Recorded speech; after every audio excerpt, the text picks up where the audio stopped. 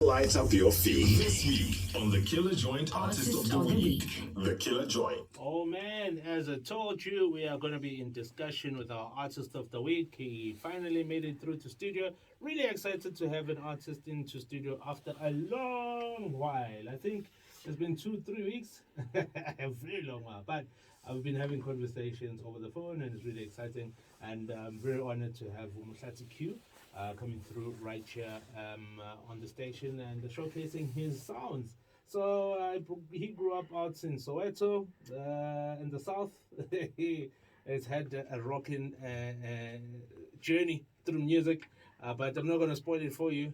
He's here to tell us himself what went down. MotlatsiQ, Q, welcome to the show, my brother. Thank you for having me, my brother. Are you good? I'm fantastic. How are you? I'm doing good.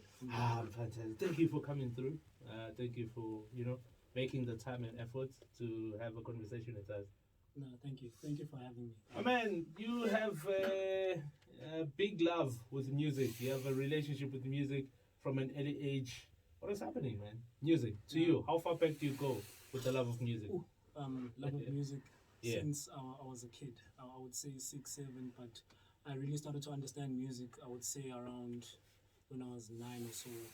I think it was the 2000 millennium, the change. Oh, yeah. Yeah, my father used to play a lot of house music, used to play a lot of rap, a lot of Tupac. So I would go, and he was a collector. So nice. He used to collect a lot of CDs. He used to also have those record things back in the day. So my LP, my LP, 100%. So I wasn't really into those, but his CDs, I would take them, play them, and then that's how I got to understand music and really have and develop a love for it. Yeah, and you thought, maybe I can do this. When was the spark where you're like, we've been having a fair journey home, we've been having good times with music as a family. So when now the decision to say, maybe I think I can DJ? Before DJing, I used to host parties. So that was my first love. And then I would watch some of my peers. I would book them to come play at gigs, and I'd look at them. I'm like, one day I need to learn how to really play these instruments. And I think when I made that decision, my partner's here with me, DJ MotlatsiQ, so we started together. Nice. As soon as I finished matric, I think we formed a very strong bond. That's when we became very close friends, and we decided that we're gonna buy Geminis. Yeah. I'm a 101. So, when you learn how to play with those things, you really went through a process. So we learned how to play. We would go look for gigs, and then that's how it started, man. And remember how nice was it? You'd rock up to a place and you say, they don't have CD chairs. Let me talk to the manager. 100%. Fast forward, you are a resident DJ, then you play for the next 3 weeks, they pay you 50 rand, you run away. But payment is payment. Yeah. Some people still don't get paid now. So Lowest paycheck you've come across? Lowest paycheck, actually, I've been playing for free for a while. But the lowest I've ever gotten, I would say, was 200 rand. I know you're rich. I always tell people a story. Like, the cheapest amount I can remember was Christmas. Is it? I got $50. The guy told me that I must go buy a pie. No, but think about it. You woke up without that $50 and then you went and you played. You sweated for it. I know. It's not about me today. It's about you. So I'll share the story a lot as it go along. Sure. Yeah, so, you had a relationship with music, as you said before. Now there's a challenge. You then decided to leave the space for a bit. Yeah. What was going on? So, you go through a process where you start to question certain things. Also, there's certain demands at home that you need to meet. So I had to go to varsity, I had to finish varsity, and then I had an opportunity when I graduated. Like, my parents were very supportive. Yeah. As soon as I got the degree, growing up in a black household, you need to have structure. For sure. After I got that structure, they were really championing me. But things weren't moving, man. And then it got to a point, I'm like, I have a degree. Spoke to my parents and then set them down. I'm like, okay, I think it's time for me to pave my own way because I want certain things. So I got an internship at a corporate company, big company where they do a lot of sports. So I did digital marketing for them as an intern. And then not so recently I changed jobs, so I'm still doing a 9 to 5, but I think the transition from that job to this job allowed me to really actually ask myself, what do I want? Yeah. And then it got to a thing where my partner and I rekindled that relationship again. He's like, you know what?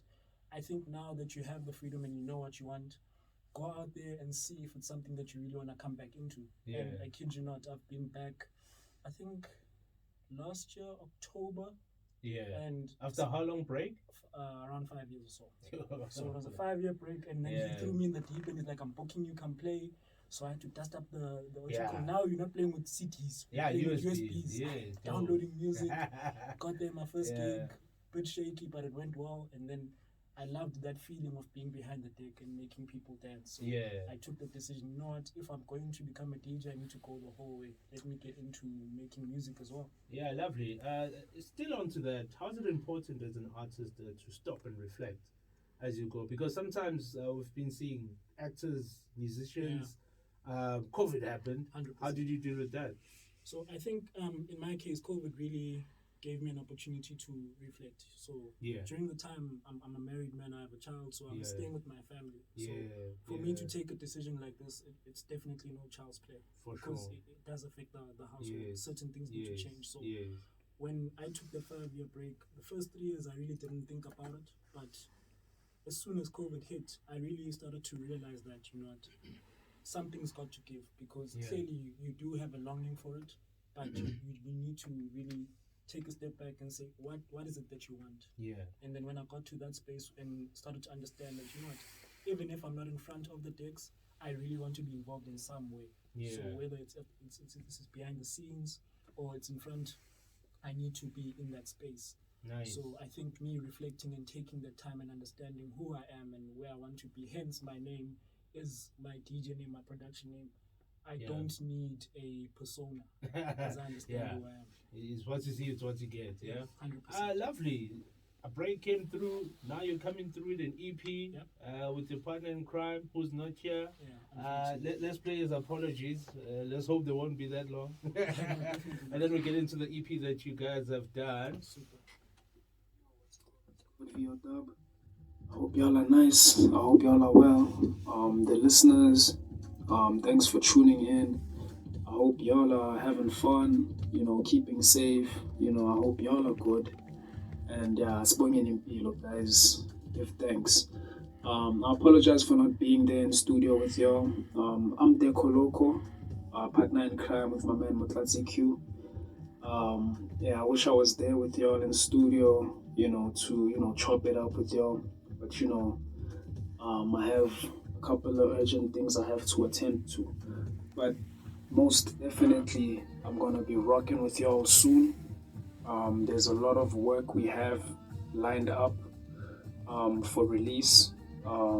This one is just the first of greater things to happen, and I just want to say I appreciate the opportunity. Thanks for listening to, the listeners out. So lovely. So Deco Loco, how did you meet, and tell us about the project that you guys have currently out? So I wouldn't say it's a funny story, but it's very interesting. Like with me making that decision during COVID, I already made the decision that this year I need to drop some form of project. Okay. And I started building skeletons. Bear in mind, I haven't touched production in a long time. In a long time. So you're still playing sounds like Casablanca. You still Marakere. And then I started to get into it, and I started building actual sound in the structure. The skeleton makes sense. And I'm like, you know what? I'm not strong enough yet to do something alone. So why don't I look for an unknown person that I really have been vibing with? So what I normally do when I search for music for my gigs, I always make sure that 80% of the music that I play is people that don't have an opportunity, but make quality music. So you're putting them out there. So I'm putting them out there. So when I came across his music, and at that time where I was also starting to make really quality music, and it got to a point where I didn't need someone on it, but I was like, you know what? There's so many people that have similar sounds to me that makes sense if we have to collaborate. Let me reach out and see if he would be willing. And then I DM'd him.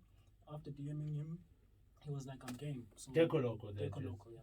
Said I'm game. So what do you want to do? And so I sent him basically finished songs. Yeah. And I was like, you know what, change what you want to change, and let's merge a sound. Let's build something. Let's see how far we can take it. Yeah. So I sent him 3 songs. He added his own elements to the songs. Funny enough, the song called Pride. Yeah. That song is untouched. So the way I made it and with the vocals that I didn't put on. That's how it is. That's how it is. He was like, Nice. the song is perfect. Nice. There's no reason for us to change it. Lovely. So going forward now, as you said, married man, balanced life, doing this and the other. What's next for MotlatsiQ? What's next this year? It's been opening here and there. What's next for you?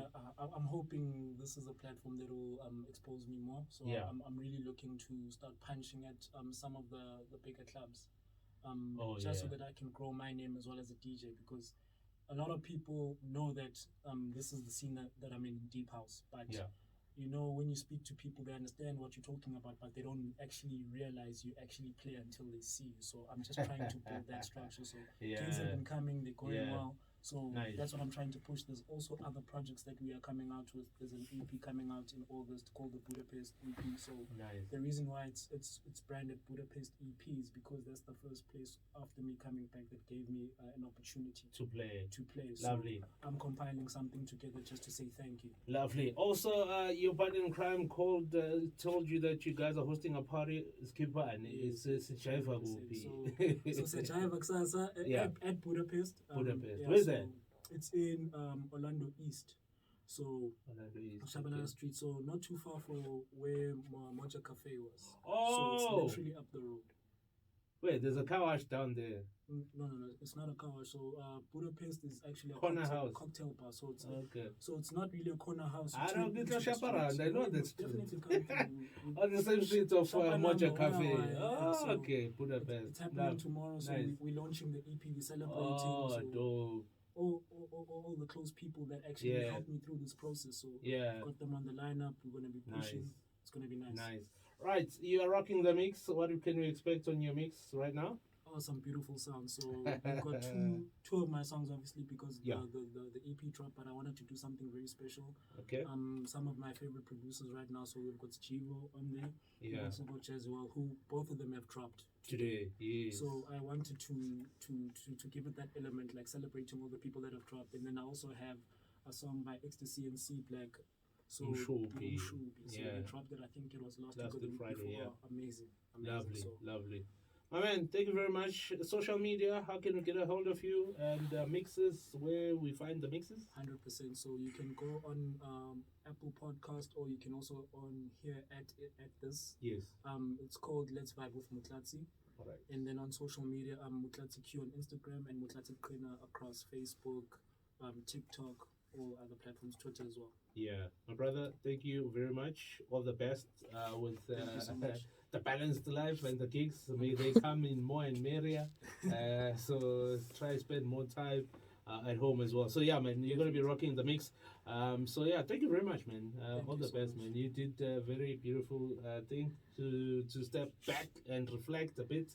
And kudos to you and congrats with the coming up EP as well. So yeah, let's rock and roll and see. Thank you so much. You know, Kumbula with what's this? Ambonisa. What was it called? Chigamachi. So yeah, that's right. Thank you so much. Ambonisa, on the 5-year gap, what happened? MotlatsiQ is on the mix from now till 10:30.